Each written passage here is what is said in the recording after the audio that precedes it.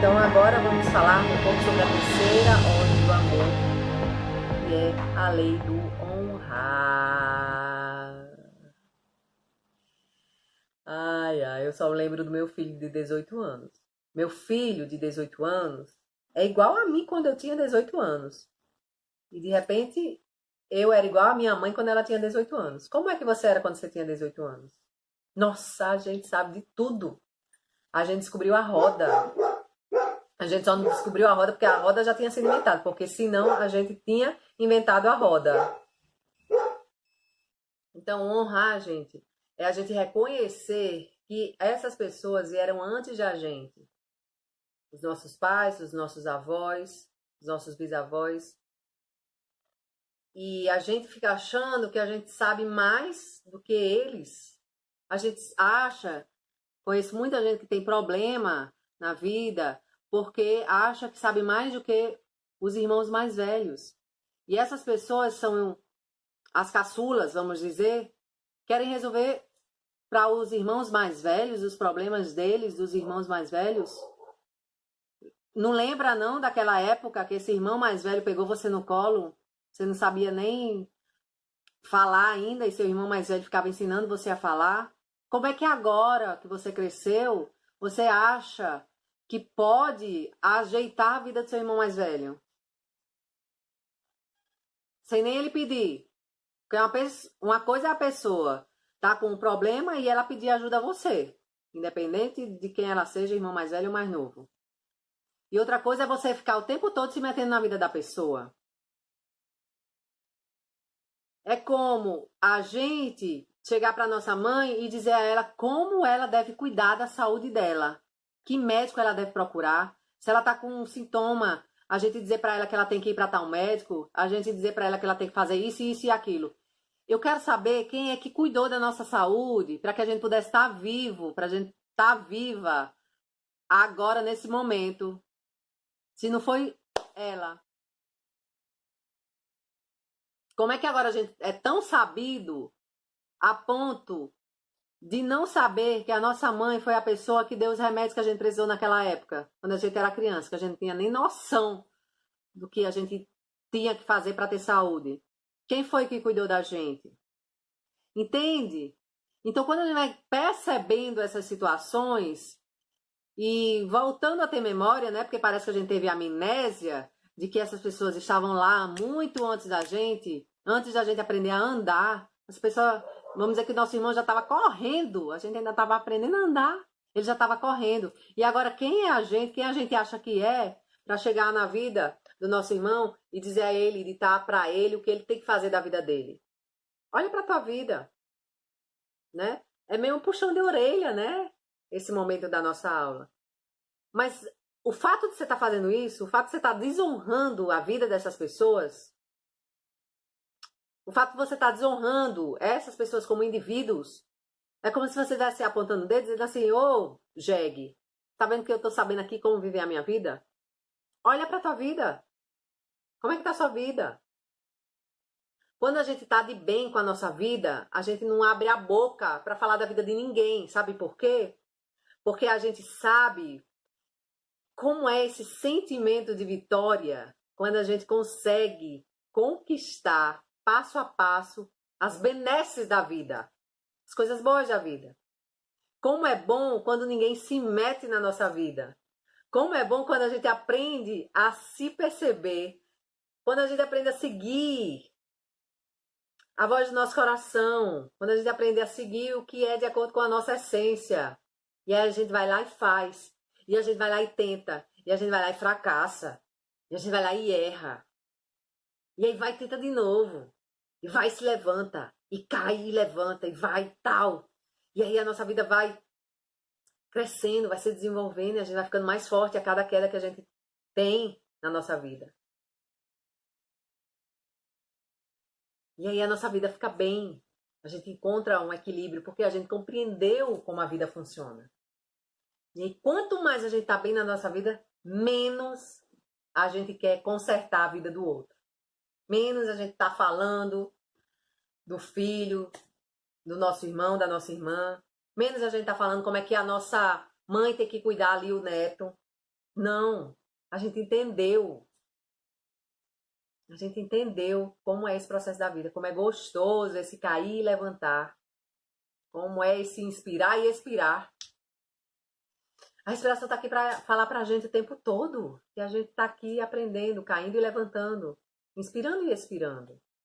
Agora, a quem é que dita se a gente inspira ou expira com mais fluidez? É a gente. Tem gente que tá vindo assim, ó.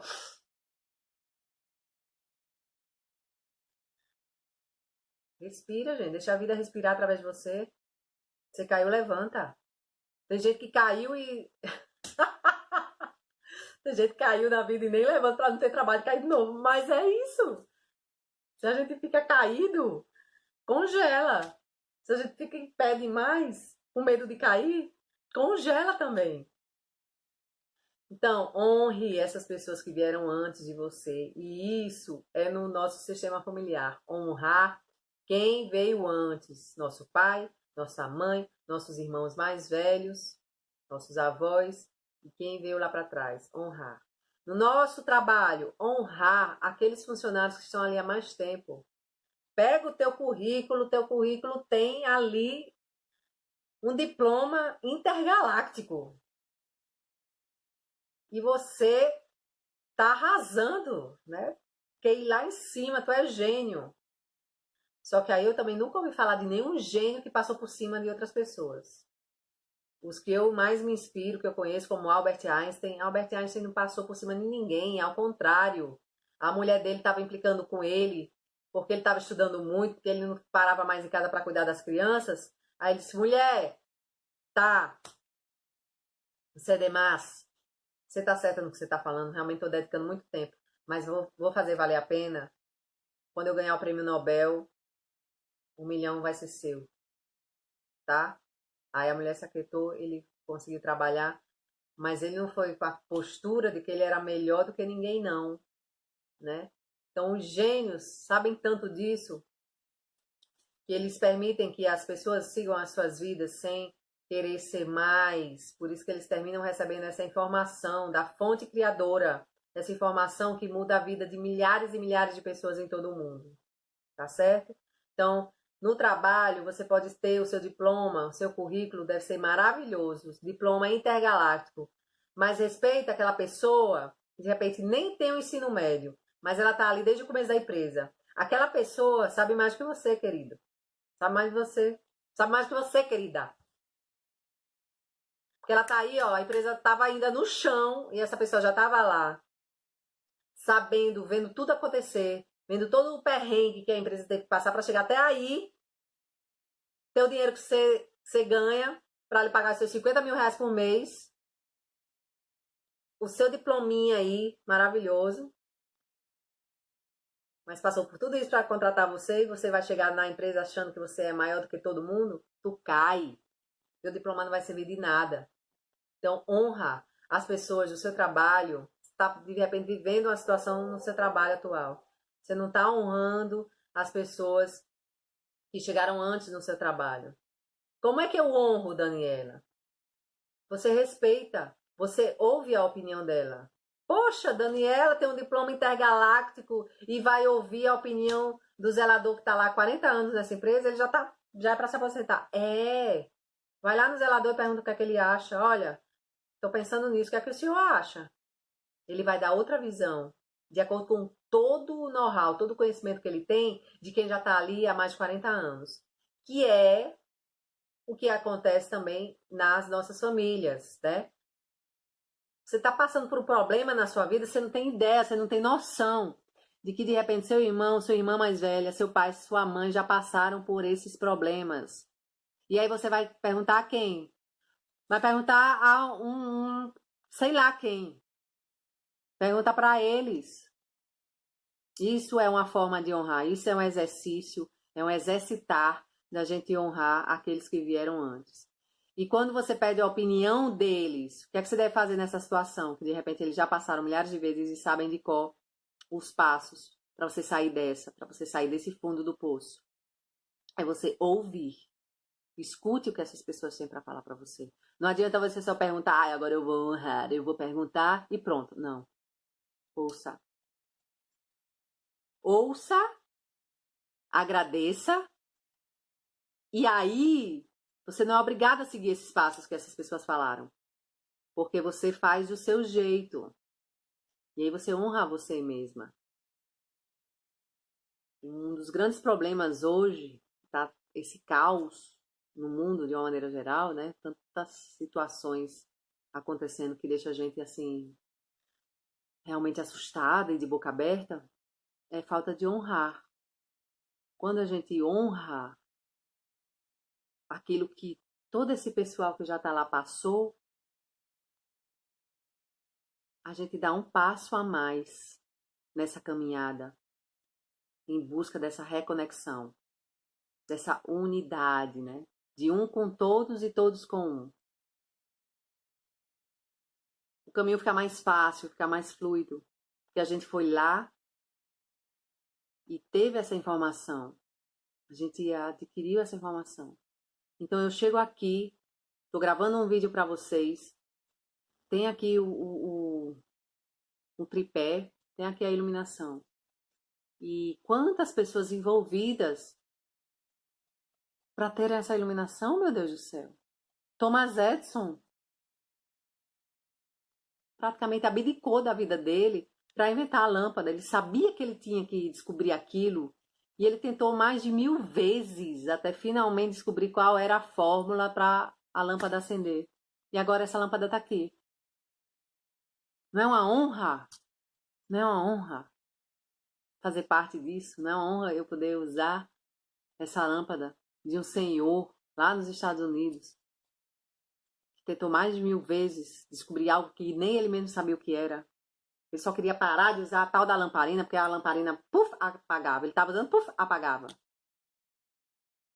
O querosene tinha estar comprando querosene, fedia demais.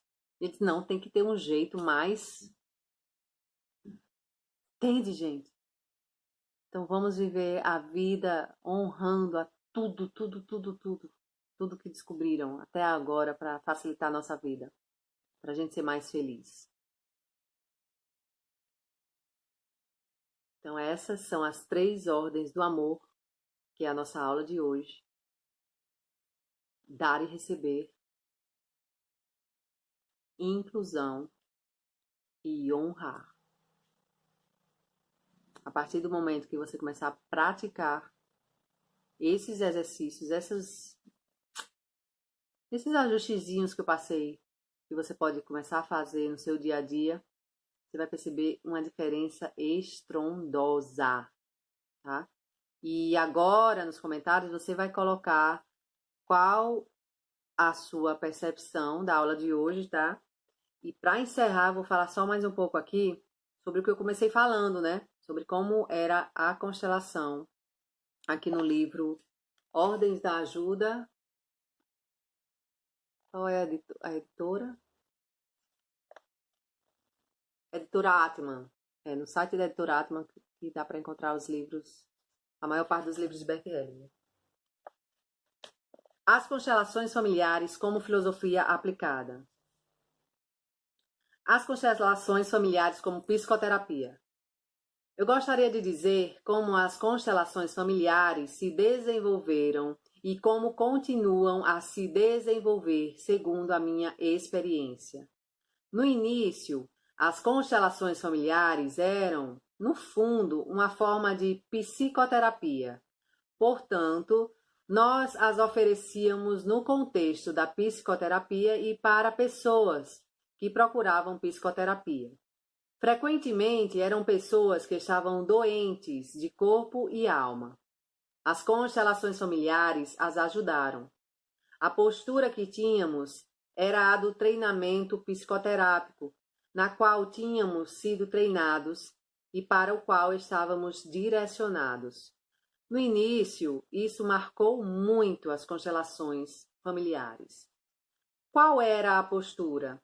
Era a ideia de que aqui está um cliente, um necessitado, e ali um terapeuta que foi treinado em determinados métodos e agora conhece as constelações familiares e as utiliza no sentido da psicoterapia. E, na verdade, não era terapia individual, porque aqueles que se utilizavam das constelações já tinham ultrapassado esse momento. As constelações familiares se desenvolveram no contexto da terapia familiar.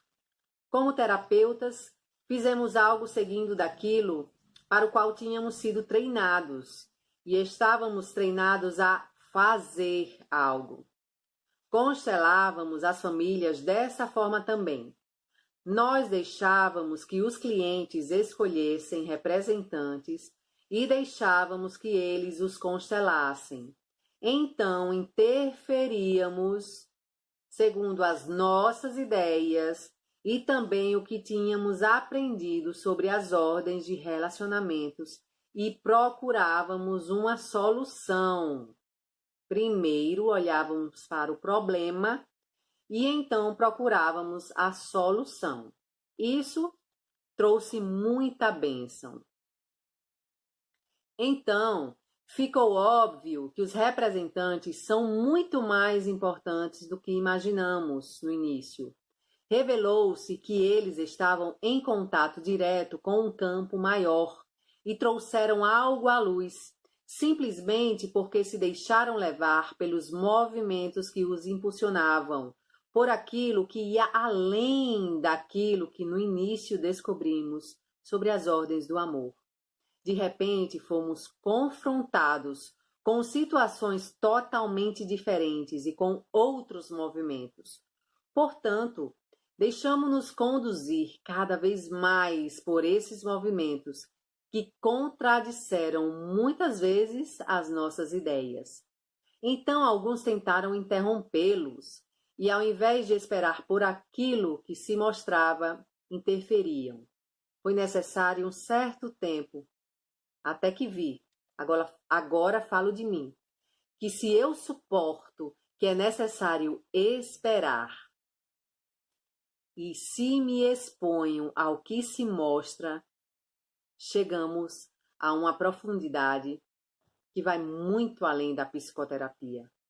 Aqui somos levados de repente a entrar em contato com poderes fatais, perante os quais falhamos. De repente, vemos, por exemplo, que alguém se sente atraído inexoravelmente para a morte, ou alguém sente que precisa morrer. Com quais métodos que aprendemos na psicoterapia podemos então fazer algo aqui? Podemos realmente fazer algo? Ou aqui a ajuda chega a um limite onde soltar se torna importante? E onde a ajuda real começa quando deixamos de agir. Uma outra força assumiu aqui a liderança. Eu me deixo levar por essa força e, de repente, sei se devo fazer algo e o que devo fazer. Mesmo se no início, algumas vezes, pareça ser absurdo, mas eu vou com esse movimento. E então resulta algo que nunca poderia ter previsto antes. Portanto, isso vai além do contexto da terapia familiar. E, por fim, da psicoterapia. Portanto, o que começou com as constelações familiares tornou-se um ir com a alma. Qual alma? Não a própria, não a do cliente, não a do representante, mas uma alma que atua em todos da mesma maneira. Se entrarmos em sintonia com essa alma, ficamos seguros. Nós permanecemos parados perante algo impalpável. E o impalpável fica, de repente, palpável no resultado. Tá? E cada vez mais a gente vai se aprofundando nessa compreensão de que algo muito poderoso, muito forte nos conduz.